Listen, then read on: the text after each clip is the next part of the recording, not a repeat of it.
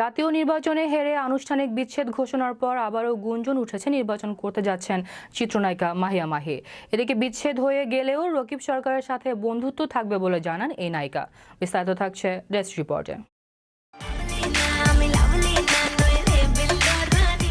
জাতীয় নির্বাচনের পর এবার বাংলাদেশ চলচ্চিত্র শিল্পী সমিতির নির্বাচনে অংশ নিতে যাচ্ছেন ঢাকাই সিনেমার চিত্রনায়িকা মাহিয়া মাহি। বেশ কিছুদিন ধরেই এমন গুঞ্জন চাউর হয়েছে, তবে নির্বাচনে অংশ নেওয়ার বিষয়ে মাহির চূড়ান্ত সিদ্ধান্ত জানানো হয়নি। সংবাদ মাধ্যমকে মাহি বলেন, মিশা ভাই আমাকে তাদের প্যানেল থেকে নির্বাচন করার প্রস্তাব দিয়েছেন। আমি এখনো সিদ্ধান্ত নেইনি। আমার উত্তরে হ্যাঁ না কিছুই বলিনি। মিশা ভাইকে বলেছি আমাকে ভাবার সময় দেন, দেখি। এই অভিনেত্রীর ভাষ্য, আমি জাতীয় রাজনীতির সঙ্গে জড়িত। দ্বাদশ জাতীয় সংসদ নির্বাচনে একটি আসন থেকে স্বতন্ত্র পদে আমি অংশ নিয়েছিলাম। এখন আবার চলচ্চিত্র শিল্পী সমিতি নির্বাচনে অংশ নিলে এদিকে আমার জাতীয় রাজনীতিতে কোনো প্রভাব পড়বে কিনা সেটি মাথায় রাখতে হবে এবং ভাবতে হবে।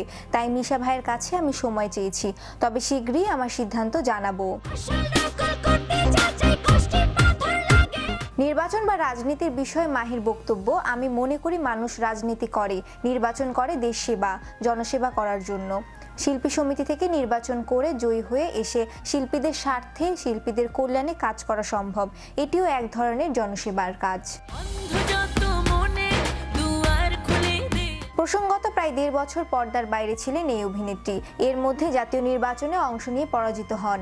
এছাড়া গত মাসে স্বামী রাকিব সরকারের সঙ্গে বিচ্ছেদের ঘোষণা দেন তিনি। সম্প্রতি আবারও কাজে ফিরেছেন মাহি, প্রস্তুতি নিচ্ছেন সিনেমায় ফেরার। এর মধ্যে আরেকটি ভোটের প্রতিদ্বন্দ্বিতার খবর এলো। এদিকে মাহি তার দ্বিতীয় স্বামী রাকিব সরকারকে তালাক দিলেও তার সাথে বন্ধুত্ব থাকবে বলে জানান এই অভিনেত্রী। এ বিষয়ে অভিনেত্রীর ভাষ্য, আমাদের বিচ্ছেদ হয়েছে, যদিও আমরা দুজনেই চেষ্টা করেছিলাম একসঙ্গে থাকার। যখন দেখেছি চেষ্টা করেও লাভ হচ্ছে না, তখন আসলে চেষ্টাটা ছেড়ে দিয়েছি। একসঙ্গে থেকে তিক্ততা হওয়ার চেয়ে বন্ধুত্ব থাকা ভালো। মাহি আরও বলেন, যেহেতু সে ফারিসের বাবা এবং এখন তার সাথে আমার নিয়মিত যোগাযোগ ও কথা হয়।